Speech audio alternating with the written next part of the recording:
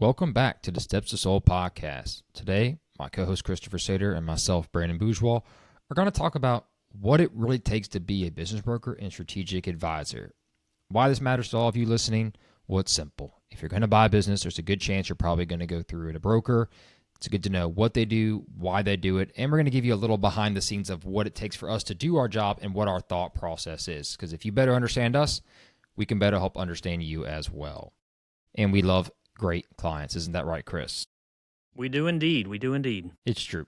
And for sellers out there as well, you need to understand why we do the process that we do. Because let's be honest, people see the closing announcement. They see that, hey, I sold this, or the announcement the business has been sold.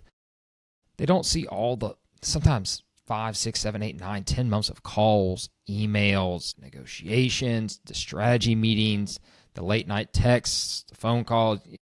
Trust me, it's a lot. And sometimes the value, I think, is not fully understood. And this is not a podcast show to pat ourselves on the back. It's to explain how much really goes into getting a deal done. And we talk all the time about things that you as buyers and sellers can do to get yourself organized and things that we stress to prepare. But now you need to see what we do on our end that helps make all that advice make sense so you can put the full picture together.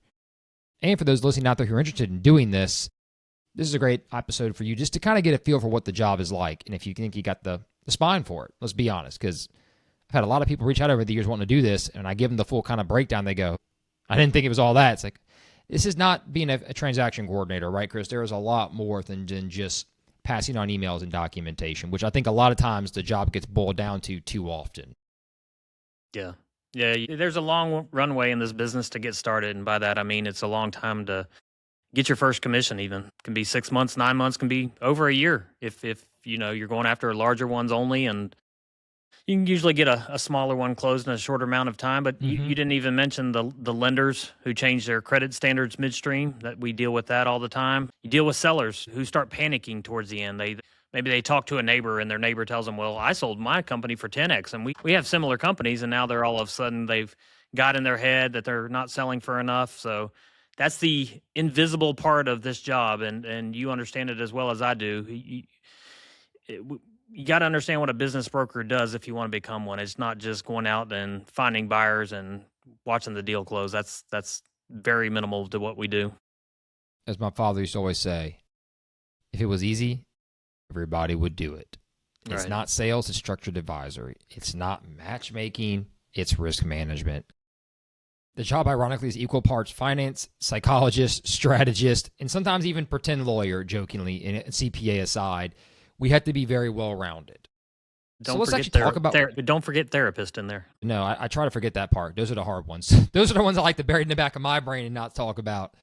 So let's talk about actually what we really do, right? What do business brokers actually do in strategic advisors? Like what is our process, right? Let's clarify some differences that people, and maybe some misconceptions, and why you as a buyer or seller, you want to identify these traits in the person you're working with, because you'll know pretty quickly if they don't possess these traits, they may not be the right fit for you. One, we're not just a transaction coordinator. We are not the person that just passes long emails. I know I hinted that a little earlier, but a lot of times that is a very often and most common misconception. Well, the broker just passed on the emails, didn't do anything. No. We're not just a listing agent. We're not just somebody that puts something on an ad and forgets about it and hopes someone drives by, sees a sign in the front yard and calls. We're not your local home realtor, okay? This is not to disparage their industry, but that's not what we can do. We work confidentially behind the scenes and with blind profiles, so our approach has to be different. We're strategic advisors and strategic intermediaries, and what do I mean by that? We have to think much deeper than just hard asset value, go get a loan to bank, like for a commercial building or a home, right, Chris? We have to sit there and say, okay, there's the business. We know what it's making, revenue and information, financially, cash flow or EBITDA, what's going on. Now let's take the first layer of the onion off and look at operational structure. Now let's look at customer concentrations and peel the next layer and the next layer. And it may seem like we're auditing the business, but we have to be a strategic advisor and find out where are the holes or the gaps or the issues or potential speed bumps in this business, right? Do you see something to add there, or do you see something where, let's say, I didn't cover, and you say, what would you add? Maybe is a nice way. I'm just beating around the bush. Let's say, what would you add to that, if any? We're always evaluating valuation defensibility, because we're going to take this out to buyers who are well educated. There's so much information out there as far as comps, what the industry is doing, everything like that. So If you're not doing that from the very beginning, that you're working with a client, they've given you the financials and we're preparing the valuation, but you're also preparing to defend it. So we're also Yes. identifying the risk gaps. We're talking to our clients or potential clients about, hey, we need to make sure that this is covered when we go to market. We're pre-thinking all those objections from not only buyers, but also add lenders to that. Like you said, this has to be financeable. And if you make it SBA financeable, you've got a large pool of buyers. You don't have to do it that way. Maybe your business doesn't need to be SBA approved. Maybe it's only fit for larger organizations and private equity. But then you're looking at, have you made the A whole different business structure. Yeah, have you made the business do you have an asking price that is in line with other things that they're looking at? Because if not, they're going to go look at the other things. So structuring the business in that way is going to survive scrutiny. And in my opinion, that's architectural work. It's not just administrative work of putting numbers in a bucket. We're constantly structuring this deal so that it's workable. You're right. We have core responsibilities. That's valuation analysis, market positioning, we're screening buyers, deal structure optimization. I could go down a list of more bullet points, emotional buffering, risk mitigation. All that being said, a good broker doesn't just sell a business. They architect and to construct outcomes and anticipate the roadblocks to get the deal done. And that's what I think people sometimes forget, and they look at us. They think of it as like selling a home. Oh, well, you just put an ad out there, you take a phone call, and you pass it on. If that was that easy, everybody could do this, Chris. I mean, let's be honest. It's not. You have to really think like a businessman. And we're going to kind of dive into that next with, some strategic skill sets that help you be a better broker and also help you identify good brokers you're going to work with, because this is where it's going to get kind of the men from the boys separation here, the girls from the ladies. That level of skill can take you from being an average to great broker, or even when it even gets a deal done in general. I'll be honest. I see some come in the industry. I've heard people say all the time, clients get frustrated. Well, I could do this. It's so easy. And I say, why don't you go and try it? Because it's really not. We're managing multiple personalities, multiple third parties. And on top of that, we have to get everybody to agree on deal structure. Everyone values deals differently. And you have to kind of work between Chinese to English to German. Sometimes it feels like doing a multiple transcription and translation, because everybody views things differently. Everyone's done business differently. There are certain standards and certain things you hope are going to be applied, but as you know, Chris, that's not always the case. Sometimes there are just buyers that just have a way they're going to want to, or a seller that just have their honorary self set in a certain way, and you have to, as a good broker and advisor, find a way to work through that and get through that communication block. Got that off my chest. So let's talk about strategic skill sets. First thing is financial fluency, and I think that's probably the most underrated quality in a good broker.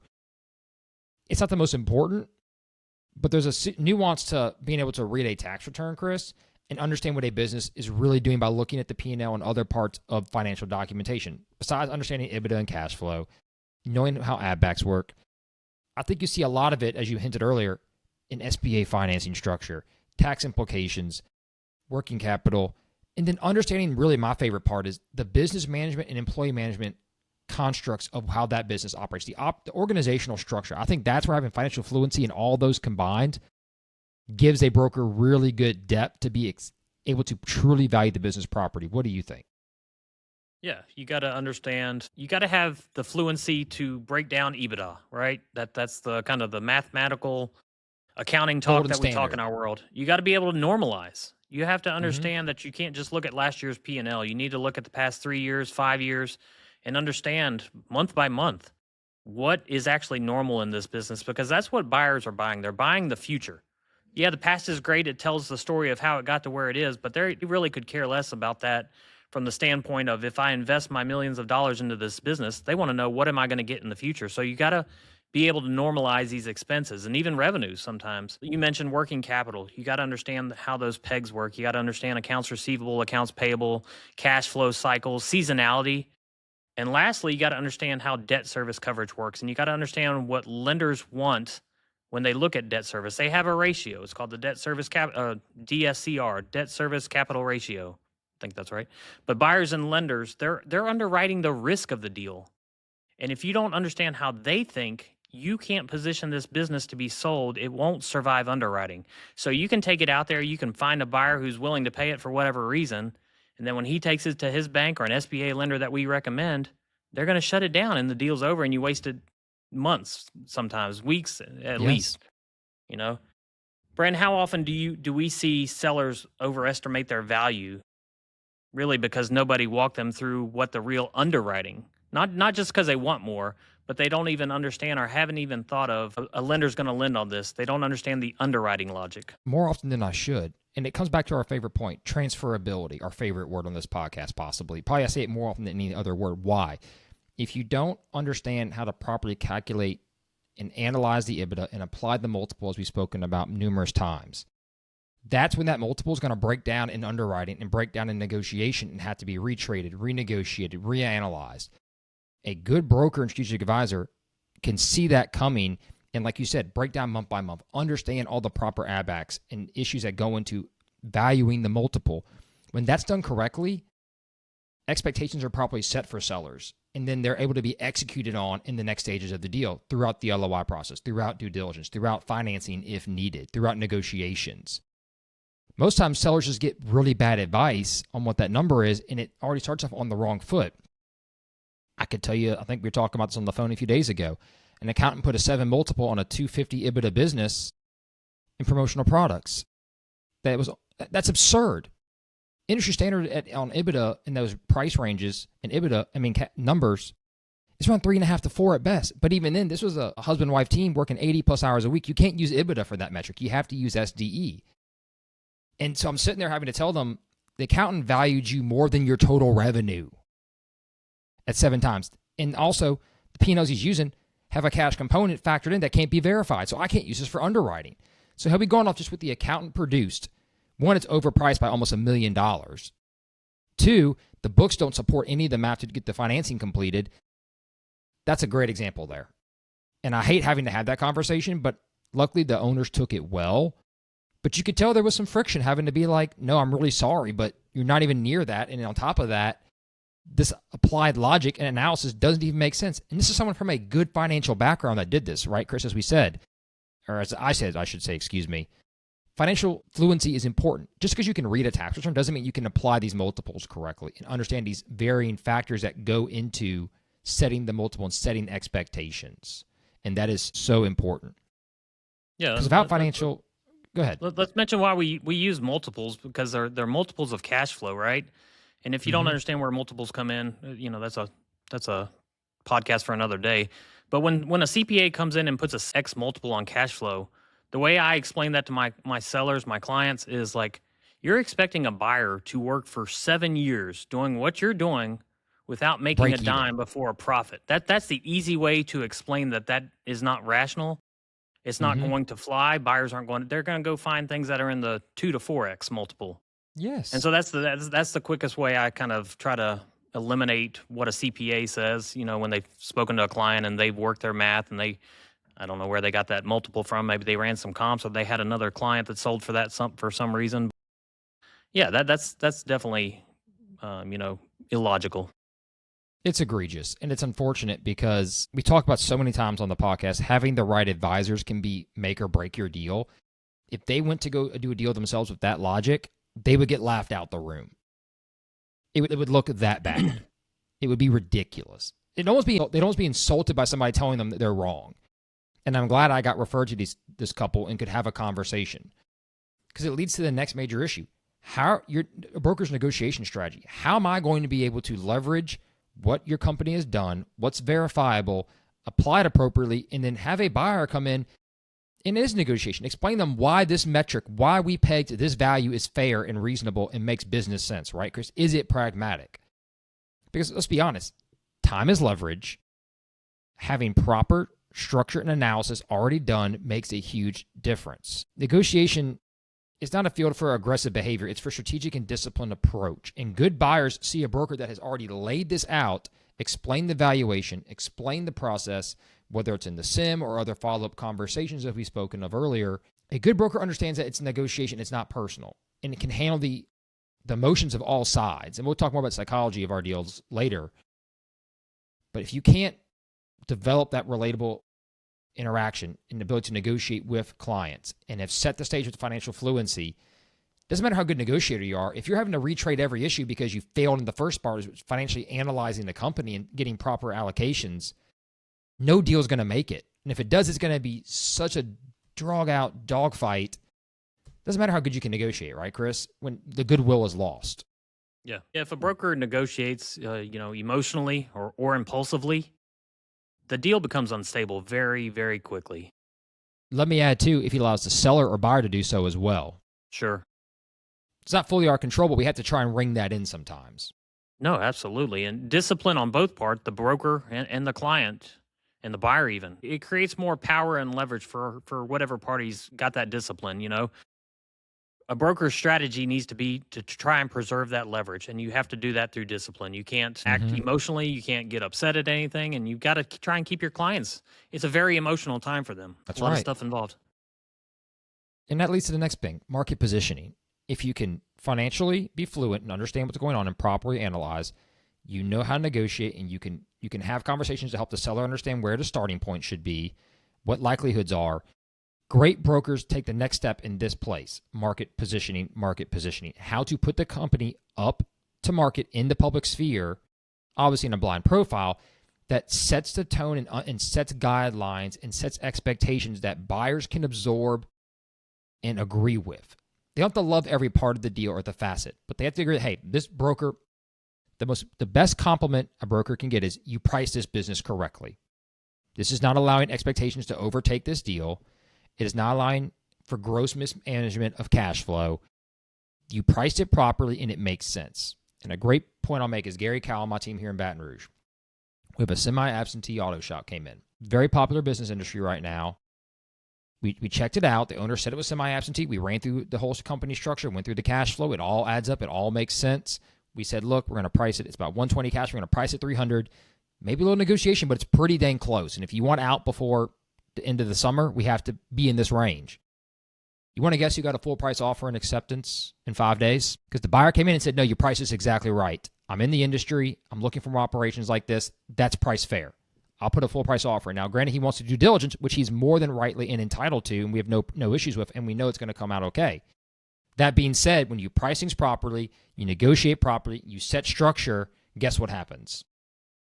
You can make a lot of deals execute really quickly. And I think the client was almost surprised it was so fast. We were a little surprised too. That's very quick. I mean, that is exceptionally quick in our industry, Chris. But when you do things correctly and you're willing to be right on the dollar point, and I know some owners want to set the price a little bit for negotiation. There's nothing wrong with that.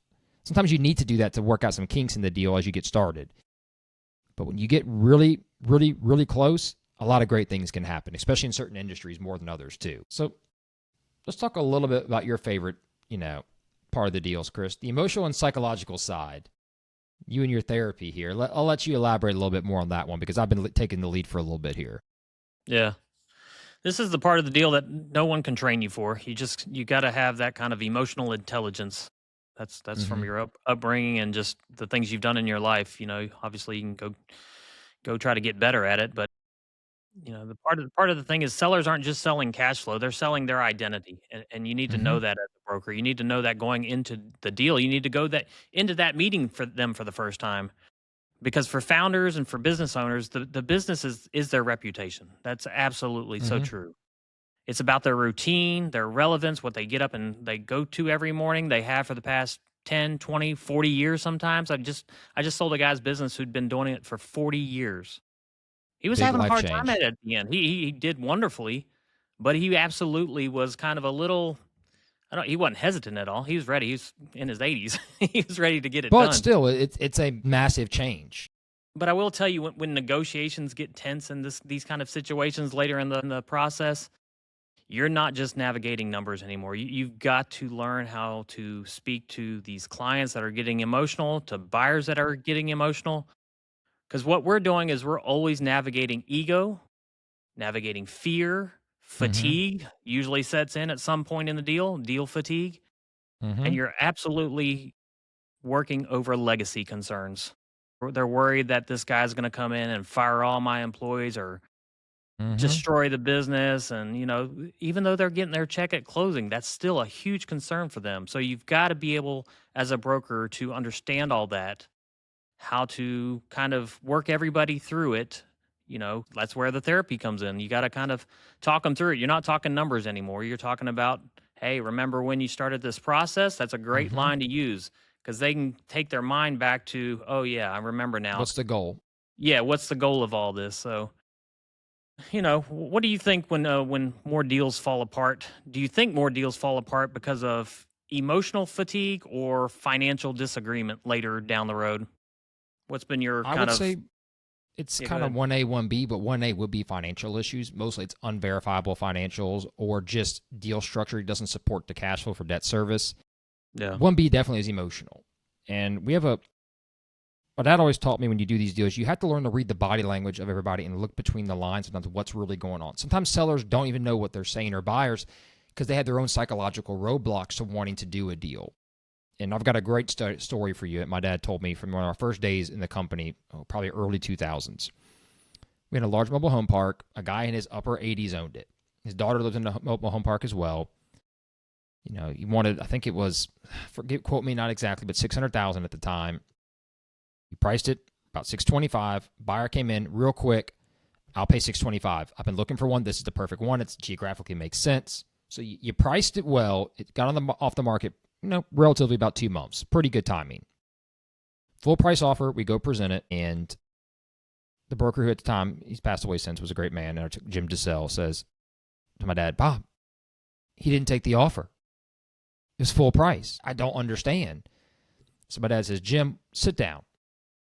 Let's talk about this. Let's think why he didn't do it. And we're sitting there and they're working through it. And my dad's like, explain to me what's going on. And he explains that the guy, lives in the park, that, he mentioned a lot of his friends are in the park. And Dad goes, Jim, that's it. Think about it. This is the owner's social network. He knows everybody there. He's probably afraid if he sells, he has to move. Because obviously that park owner, he's not paying rent for his trailer. So he's thinking, that guy's going to want me to make money on my... So Jim goes, no, you're right. Goes back to the buyer and says, look, I think I know the problem. If that's the case, can he stay? And he goes, he can have right of usufruct. As you know, and we know that he could stay till he dies. No problem. Yeah. The guy's in his late upper 80s. What's going to happen, right? Mathematically, the odds are there. So Jim gets a new offer, runs it down to go show the seller, Can't find the seller. He's panicking. He finds a daughter. He's like, where's your dad? He goes, he took some young honey to Biloxi. They went gambling. He coming back next week. He'll sign that offer, I promise. Sure enough, once the seller knew he could stay and his social network was going to stay in place and it wasn't a big deal to pay any rent, signed the deal, done in 30 days. There you But go. what it was identified, the social and emotional aspects that were holding him back from the fear of having to finally let go of the business. Insecurity for him. Where would I live? Sure. Where would my friends go? What would I do with my time? That's what good brokers do, strategic advisors. They look around and find those holes in the emotional gaps. We've had several buyers in the past, Chris, not to take too much time here, but they get to a deal, they're ready to do the deal, they're in due diligence, they keep finding something wrong. Man, well, what if the chef quits? What if I have to call the city because there's a problem with the pipes? Or what if this inspector comes in? And I remember one time, my dad was a genius at this. Sat down and goes, sir, you're finding every excuse in the book why not to do this deal. You've run multiple businesses. You've gone all the way, though you never bought one. Take the plunge. Do it or don't do it. And it's okay whichever decision you make, but you got to make a psychological choice to do something. You can't anticipate every problem and put every clawback into every single part of this legal document because no one's ever going to sign off on that. It's not realistic. Things can just happen. Right. We've got everything else lined out that's reasonable. You got to take the plunge. You know what the buyer did? Took the plunge, has been happy for 7 years. Sometimes you just got to be that broker and advisor that says, is it worth it? What's, like you said best, what is your original goal and do you want to do it? Yeah, I think buyers always have that they have the opposite fear of sellers. They have the fear of overpaying. They feel like they're going to be embarrassed if they tell somebody they overpaid for this or they business. fail. They have this fear of missing something, right? They fear they dive Being into taken due advantage diligence. of. Right, exactly. They don't want to disappoint their family members that they bought the wrong business and now they've spent all this money on an acquisition that's not working out. So, as a broker, that's what we're talking about here today, how to be this. But a broker has to stabilize both sides simultaneously. You're not working for both sides, but you absolutely have to understand the emotional intelligence. It's psychological discipline on both sides to kind of get through a deal of any magnitude. You're right. And back to your original question, 1A, 1B, as I said, more financial. Second would be emotional. Sometimes a broker has to know when to say, hey, emotionally, this isn't the fit for you. this isn't working. You're finding too many red flags already. This is not the kind of business you want to be in. And we've had those discussions with clients before and with sellers saying, emotion, you're not ready to go to market. You are in too big a rush. You're trying to do too many things. Let's take a step back, reorganize, and go to market when it's the right time. Now, we got a call yesterday in the North Shore for a lawn care company, and the seller got accepted into a new program. I think he's a younger man. He's making about $200,000 in cash flow. He goes, just give me $200 and I'll get out. It's like, well, hang on a second. You're looking at $400,000 to $500,000 in value. If you price it right at that number, that's almost a red flag to a buyer. No one sells one times cash flow at that number unless it's an emergency or there's bigger problems. Granted, he's got a timeline to meet, but why would you throw away $200,000 just because? So then it makes us go, okay, let's dive in a little deeper and make sure the story checks out. But that's where you have to manage emotions and say, you'll still get the deal done at a good time, but don't throw away money. But also, you got to set expectations for someone coming in and looking at this deal and having goodwill and faith and trust in it. And that sometimes you have to kind of walk people away from the ledge there because they just get so excited in the moment. They don't realize and think of it from the bigger, broader perspective when going to market, what's going on. Now, we got to stay objective. We have to be the buffer, and we have to kind of, unfortunately, be, as I jokingly say, I'm the breaker of bad news. But that's a good thing. A broker that's willing to be the breaker of bad news, be in front of the clients, be honest early, steers the ship in a better direction and often gets the deal done more likely. I think that is something that I hate being. In my wife, I always tell my wife, it's the hardest part of my job is telling people this isn't good. But more times than not, when we've done that, it's made it out to be a better deal for everybody. Even means we make less money, which is okay. It's the right thing to do. So let me ask you this, Chris. The next big kind of topic we want to talk about is the operational and process challenges that we face. Realities of the job. Why don't you give me a little insight there? Because I know we have sometimes different philosophies on this, but also different types of clients and listings and size of these deals can kind of dictate some of the craziness that goes into this part. Yeah. The operational side of things it's relentless, or it can be, right? There's such long timeline. There's such long timelines in what we do. Mm-hmm. If you're trying to rush through this process, it's probably not the process for you. Whether you're the buyer, the seller, the broker, whatever, you need to understand that these things take months. And other parties are going to get involved that you have no control over. There's going to be attorneys and CPAs and bankers, and you can't tell them they've got to speed their process up. They're going to do what they do in their timeline. Now, it gets to be too long. You got to go find another one or do something different. But or kind of kick it in the butt a little bit, like, hey. Yeah, exactly. Put a little pep in your step. Put a little fire. Exactly. Yeah, light a fire under them. Mm-hmm. Yeah. What most people aren't prepared for, most sellers, and I don't even think as brokers we can prepare them for this, is the due diligence questions that you're eventually going to get. I had a verbal agreement for a business here lately, a couple of weeks ago. They wanted to close in 2 weeks. I looked at them. That's I said, very fast. This is the buyer was saying this. I said, no, that's almost too quick. Something's going to go wrong. It sounds great in theory. Cash buyer, they want to close in 2 weeks. There's real estate involved. So the first thing I said is, you can't anyway. Work alone at the fastest I've ever seen it is 2 weeks. Now we've got attorneys got to get involved.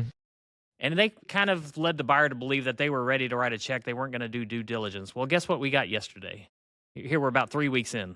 The list of just unmounted. We got a laundry list, a 4-page spreadsheet of due diligence list. And that's what I told my buyer. I had prepped him for this. I'd mentally prepped him for this. I told him this is not closing in 2 weeks. It's not closing in 30 days. And at some point, their attorney, who I knew they had one, is going to get involved. And he's going to say, whoa, slow your horses. We've got to check this out. We've got to get articles. That's okay. That's a good thing. It's fine. And make sure you know what you're buying. Yeah, but if my seller hadn't had a broker or myself involved in the deal, he might have actually thought they were closing in 2 weeks and 30 days. And what happens after that time passes? Emotional fatigue. Yeah, frustration. Like, hey, you said we were going to close. No, I told him 60 days would be great. Plan for 90 days even mentally so that you're prepared for what's about to ensue. So that's why resilience matters in this deal. If you don't have process discipline and emotional endurance, being a broker will absolutely exhaust you. You've got to have those two things, What percentage of deals would you say require a major kind of discussion with your seller about expectations of what's about to come, even after you've got the offer? Probably say every deal has that conversation in some form. But as a major conversation, I'd probably say 50% have at some point some kind of, hey, we need to really sit down and talk about why this is going this direction, or, hey, we're facing these roadblocks. What does this mean? Even if it's the day before closing, We still get those from time to time. Hey, we got an inventory problem. We got to sit down. I can't allow this. Well, hang on. We had one just the other week. In Louisiana, you can't get a liquor license right away. You have to get the lease secure, and typically, once the bar or establishment is sold, the previous owner's license is used as a buffer for the next 30 to 60 days for the new owner until their new license is issued. So I can't believe that's the case. Well, that has been state law for as long as I've been doing this. And that there's no workaround unless you want the business to be shut down for 3 weeks. And no one's going to buy a business for it to be permanently shut down to be restarted again in a month. So it's the cost of doing business. That's where we came in, and that's another example of a conversation where you have to be like, hey, these are issues you have to be ready for. I love to add, too, as far as process goes, the amount of calls we field and the amount of turnover in ups and downs of emails and buyer leads. What most people don't see is for some deals, you may have 200 to 500 leads come in. That's 200 to 500 outreaches you have to do. And there is a fatigue that goes into that. And there's an art to a good advisor knowing how to identify those leads and quickly categorize them as good, okay, bad, or don't waste your time. And for those of you listening, don't get mad. If you have $300,000 of your name and you're trying to buy a $10 million company, you can't afford it. So yes, you went into the bad pile. But those who send great emails and identify and have capital structures we can then assess and bring it, you're going to be at the front of the line. That's just the nature of the business, and that's what the sellers want. Sellers do not want to talk to somebody who's not capitalized to do the deal. And that's where fatigue and management really comes into a good strategic advisor, managing their time, having processes in place to execute, paperwork, and ability to facilitate these conversations, and knowing how to filter them and quickly identify which roads to go down. Because when you get a really good listing or a really good business for sale, especially in that $1 million and up EBITDA range, you're going to have a lot of conversations. And it's important to filter them and get the right ones in front of the seller. And for buyer's sake, too. You don't even have a conversation with me for now on something that you're not going to buy, that you aren't qualified for. Go find something you can buy, right? Like, let's be honest. We're doing you a favor, not wasting your time, stringing you along when you can't get a deal done. Yes, we want to get a deal done, but we also are realistic. But you got to have resilience, systems in place, and proper discipline and patience to get a deal done. And that's where good brokers emotionally control their process, their sellers, the buyers, and the deal. If you don't have that, you will fail. You just point blank, you will fail. Because that's where every deal and every major, like we always joke, 10% is to getting the buyers in the door. The 90% is the deal, right, Chris? Acceptance or negotiation to close. So let's talk about this. We talked about experience and getting that done. Let's talk to the next level. Why it matters more than licensing. Every broker reasonably in the state they're operating should have a real estate license if you're listing property. That's just the law. I know some people skirt around it, but I think that's a bad idea personally. One who's licensed in 3 states, I stand by what I do. That being said, I see a lot of people with CPA and a legal title behind their name, MBA, other licensing things. I know what to do.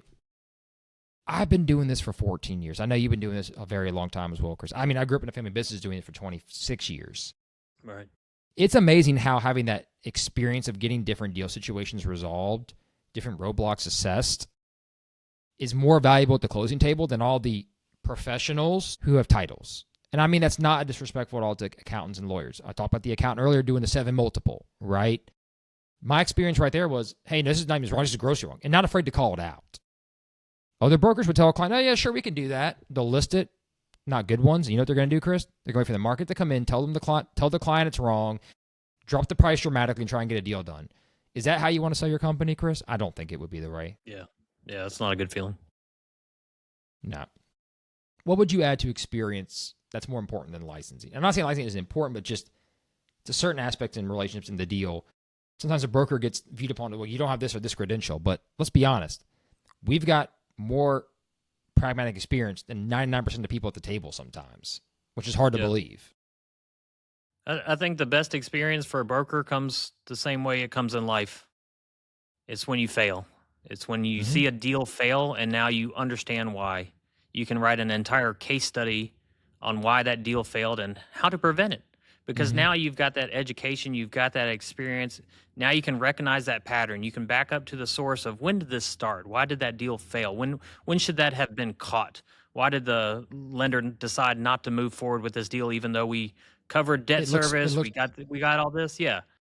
and it comes from starting to recognize patterns in deals. And when you've been through enough transactions like you and I have been, you can start sensing when something is fixable and it needs to be fixed right away versus when it's fatal and you really need to raise that red flag and run Put that a up the halt. flagpole so everybody sees it, at least your client, and you can start talking about it. And maybe then it's not fatal. But if you don't see Yes. it until it's too late, that deal's going to die and there's no saving it. So that kind of instinct, that's going to protect the client from false optimism of, hey, this deal is going to close in 30 days or 60 days. And you also avoid unnecessary panic by bringing attention to it in a disciplined and Mm-hmm. calm manner and saying, hey, this needs to be addressed right now. I see it happening and I've seen it before. Mm-hmm. And we've got to get on top of this. How important to you is pattern recognition when you're deciding, whether to kind of let a client know something's going on that you've seen before? I think it matters in all phases, especially first off in the marketing phase, working with buyers in the first solicitations, the first inquiries, recognizing patterns of which buyers are legitimate, what keywords are going to be triggers and know this person is going to be good, bad, or indifferent. And then secondly, onto the deal-making process. Knowing how to read between the lines what buyers or sellers are telling you and why deals are stalling, recognizing quickly, okay, I see where this is going to go and what this has led to in the past, whether it's delayed closing, whether it's delayed document production, whether it means there's going to be a red flag, but no one's willing to tell us what it is yet. And it sounds funny to say that, but when you've done deals as long as we have, when you hear certain phrases, certain words, certain delays, you know that we do not know exactly what the problem is, but I bet you we have a pretty good idea what's about to pop up. You and I play anticipation all the time, discussing deal structure, going, okay, we haven't heard from so-and-so about this. I bet because of X, Y, Z, something's going on in this area. Let's anticipate this problem, look for a solution. In the meantime, let's work on these other factors of the deal. That is a huge part of our job that I can't metrically put an exact amount of time we spend on it, but it's where experience really plays a key role in knowing how to see that coming and fix that problem. And also anticipate someone trying to either misrepresent or be unfair. And you get to be able to catch it early, like you said. And that kind of leads to the hardest part of the job, telling people bad news. And that's a topic I want to talk a little bit here too. Probably the hardest part of the job, and I think you would agree with me, is telling the seller the business is not worth what they think it's worth. I've almost become kind of numb to it because after 14 years, you kind of have to be. But it still hurts to say those words because a lot of people, especially smaller businesses, this is the retirement plan. And to tell somebody their retirement plan is not going to be what they expected is especially when they're up there in age, is a very hard reality to come to. I think the second worst thing is walking away from a bad buyer. Even if they are a good buyer and they turn into a bad one, it's hard to walk away from a deal that you know can still get done. But sometimes you have to know sometimes to say, okay, this is just not going to work out. What do you think is the hardest part of the job? I know I kind of semi-answered for you. I apologize, but what's something else you would add? I think you've nailed it. The hardest part with dealing with sellers is that the valuation of what's in their head, I don't know where they get these numbers. Or been told previously. Exactly. And same thing with, I think another hard part is walking away from a buyer that seems good on paper, maybe even has, enough financial stability to do the deal.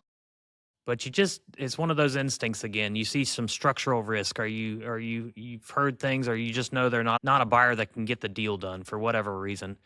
So you have to let your client know. You have to protect your client sometimes, and it means disappointing them that, hey, I don't think this is a great idea. I think we can find a better buyer or one that can really get the deal done. And that comes from years of experience. Let's be honest. It's if you went after it's a every fine buyer, line to learn to walk. Yeah. Sometimes it's like this. And let me give an example. It's a buyer who's chasing cash flow, and yes, he's got $300,000 or $400,000 in the bank, and he can absolutely buy your $2 million business with an SBA loan. But you've seen this example where the SBA is not going to allow him to buy the business because he has absolutely no industry experience, and this is an industry that you have to have experience. You can't. The SBA will not rely on the manager anymore staying in place. You've got to have that knowledge. There's certain industries where you can do that, but I'm talking about some ones where I've dealt with, and I know for a fact it's not going to happen. The other hardest part about the job is this is performance-based income. Yes. There are some groups out there who get upfront money. We're not one of them. I preach that daily to people who call me and are considering using our services. I said, whether you use me or not, please, please, please do not pay Anybody up upfront to front to someone. sell your business, it's absolutely not necessary. Those companies, they have a book of business. I've seen one of them. It's got 1,000 businesses in it for sale. And I know I'm getting on my soapbox here a little bit, but it's a pretty touching point for me. Yeah. Preach. Yeah, and they've got 1,000 businesses, and if you think they're concerned about selling yours in the next 30, 60, 90 days, you've got another thing coming. So this is performance-based income. You can work for 9 months with absolutely no guarantee of any compensation. And what that does is it forces discipline. If you're going to stay in this for the long run, you've got to have that discipline. This being a business broker, a strategic advisor, is going to filter out the people who are not built for long sales cycles, who are not built for long advisory work, and who can't go 6 months or 9 months without a paycheck. So, You're right. that would be my 3 hardest parts. You nailed the top 2, but that would be a third one that I add to it. The last one I would add is, and probably the most common, but least correctable, but also just sometimes you can't control these, which is the worst part, is sellers' emotional reactions. Sometimes at the end of the day, we talked a bit about that earlier, they get upset, they get worried, they have concerns. It can happen to a buyer too, but the problem is sometimes you just can't get someone out of their own shell, out of their own way. And sometimes you've seen deals die because some people just psychologically can't understand what's going on. We had one this past week that we sold, because we sold 3 businesses last week. Shout out. Nice. He even told us, he said, I know I've been a very difficult client, and I'm sorry. I know I needed my hand held when I should have listened better. And he actually said that to Gary. And you know what? That made him the happiest man in my office that week, because he said it was validation that we did everything right, and that finally at the end he realized how hard it was, and that he had made some mistakes, and that he had been difficult, but that we stuck with him and knew how to push him, because that's what he wanted. And he's like, I wouldn't have been here without y'all. After one deal fell apart because he failed to file his taxes properly. Like it was a tough one, but we got it done because Gary is a 10-year veteran, skilled broker who understood how to really emotionally work with him and get the seller to understand what was going on, and encourage him when needed, and discipline a little when it was needed too, to get things across the finish line. It happens. Sometimes you got to be Sigmund Freud and get in your head and find a way to make it work. But that's what you have us here to do, to cover all these different facets. So let's talk about the best part of this conversation, Chris. What separates the average from the great broker strategic advisors? Because you and I probably have a couple different varying opinions on this, but overall I think we come to probably the same conclusion. But I'll list a couple average things. I'll let you elaborate on what makes them better. I think a lot of average brokers, or losers, we're going to say losers for these people, take upfront money like that. We're just going to say that out loud. If you can't bank on your success, you're subpar. I turned down money yesterday for an invoice for evaluation done. I'm not going to charge someone for an evaluation to base on discussions for our company to find out whether you're sellable and can you make your retirement. If I'm going to charge you 4 and 5 figures, that's bull. A good broker is going to sit there and lay that out and help a client understand. Secondly, don't even develop SIMs, or don't even try to develop some kind of packet or information gathering, and just forwards emails. Those are kind of my 3. Nothing's worse than a broker that just forwards an email and doesn't have a discussion. I think that is just a absolute, goes back to my original point. You're just a transaction coordinator. You're not a broker. What would you say the better and great brokers do that overlap what I just listed? Yeah, I think, we call ourselves business brokers, but I think at the heart we know we're strategic advisors. And I think average brokers, they just react to the situation. They're just moving forward. They're doing a process. Like they're getting pure reaction. What they know they got to get out. And the difference is strategic advisors like ourselves, we anticipate, and when I say that, it's the difference between the two is thinking 3 steps ahead. Hell, call it 10 steps ahead.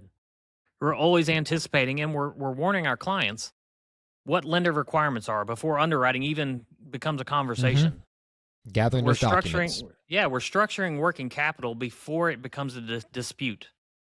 If you list a business and they come in, they buy it, they want to buy it, they make an offer, and all of a sudden they want to take over the accounts receivable that's $1 million and the accounts payable that's $100,000, and you're about to give them $900,000, and you never even warned your client that this was a conversation that may be had down the road.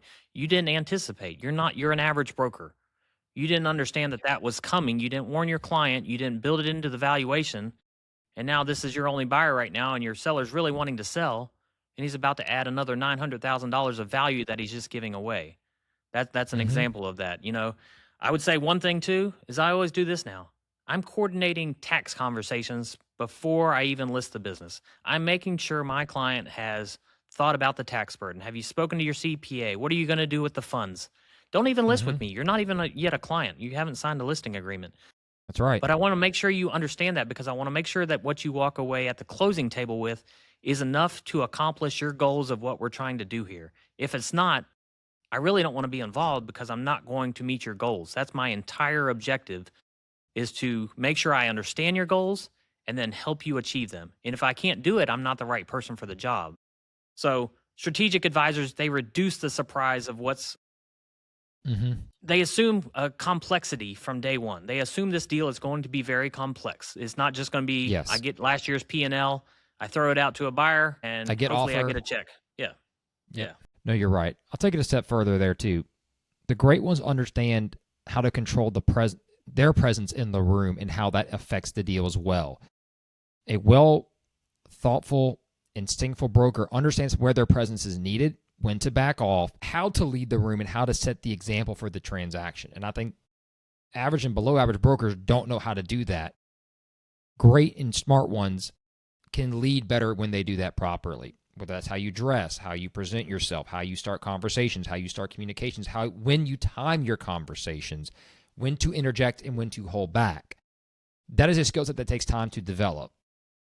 And I can see that real quickly in good brokers that come here wanting to either work with us or we interact with. That's one of the first things I can tell. How they conduct that tells me a lot about their strategic thought process and how they're going to go about doing a deal. A great example, I had a gentleman come here wanting to work for me about a year ago. Claimed he'd done about 10 or 12 deals in the market. It's like, never heard of him, but you see me, you say you got what it takes. I was a little worried about his dress. I said, all right, show me some references. I'd love to. I'm like, yeah, well, look, if you sold these 5, give me 1 or 2 I can speak to. Yeah, I'll see if someone will talk to you. Guess who never sent me any references? The guy who claims he was a broker who took some upfront money that got these deals done. No, you didn't. If you're a good broker, you got references. If you got deals done, you can show some form of capacity of production. You have to give me the exact name, but you can show something, right? There's ways you can black out parts on documents. And the present showed me he wasn't going to be good. I got a vibe. I could tell he didn't carry himself, and he used a lot of generic buzzwords, a lot of generic speak that told me he kind of had done some homework on the industry, but he'd never really done anything in the industry, because there's certain words that you and I know, Chris, that when we hear them trigger certain responses. I didn't get any of the good ones. That told me he was fishing. He didn't have any clients. Why? It's like, no, you don't.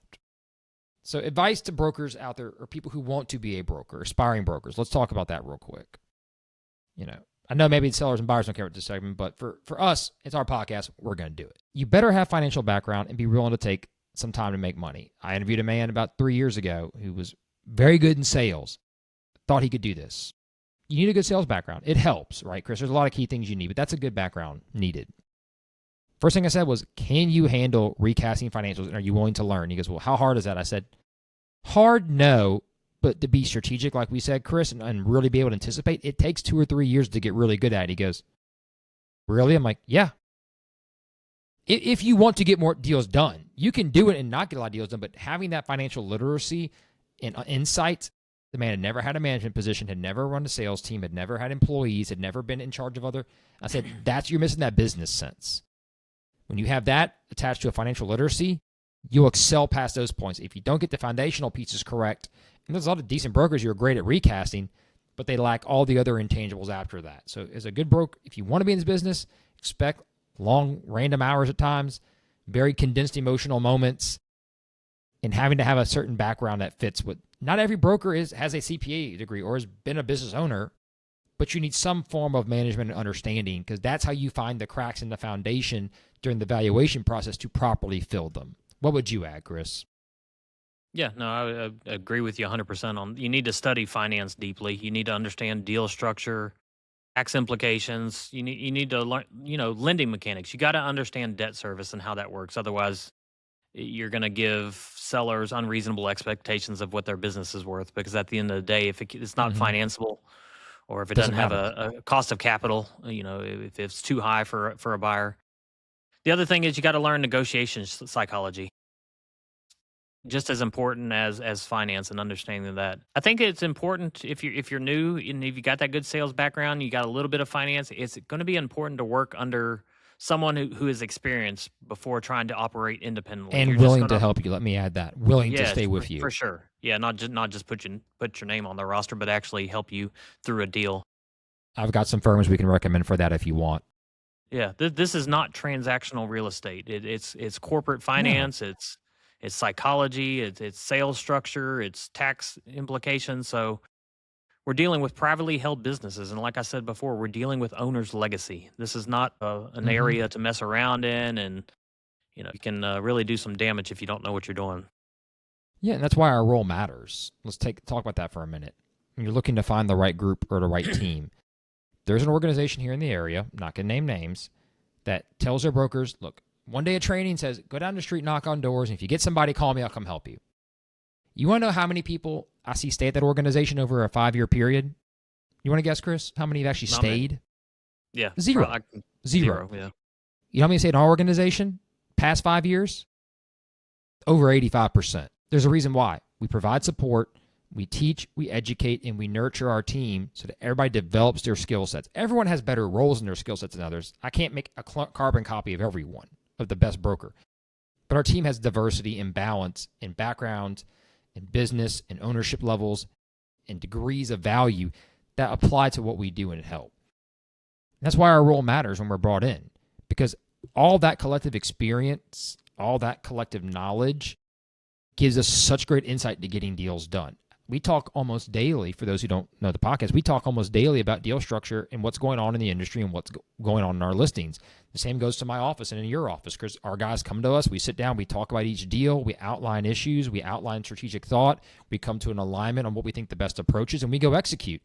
And that's how we get deals done, unlike a lot of other firms where it's, hey, go get a runner, go out there, just throw spaghetti against the wall, and we'll kind of wrap it up on the back end.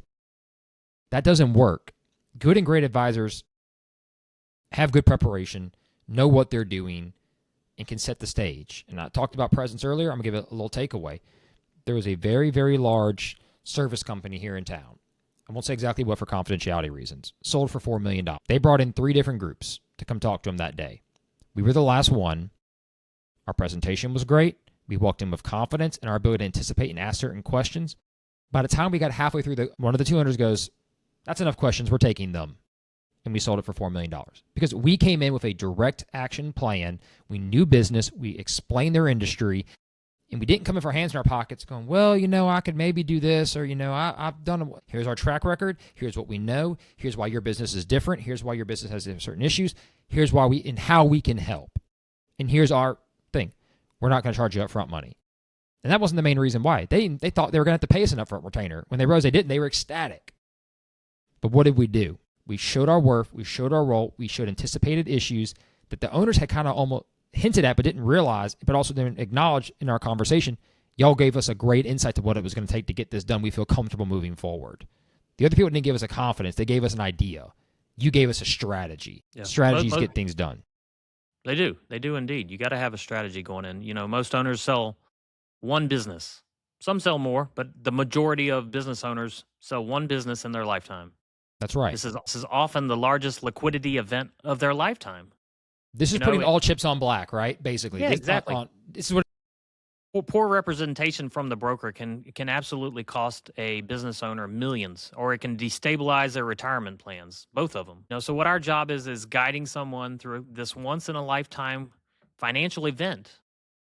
And we've got to do it with the 3 words that come to mind from what we just discussed today are discipline, with clarity, and protection.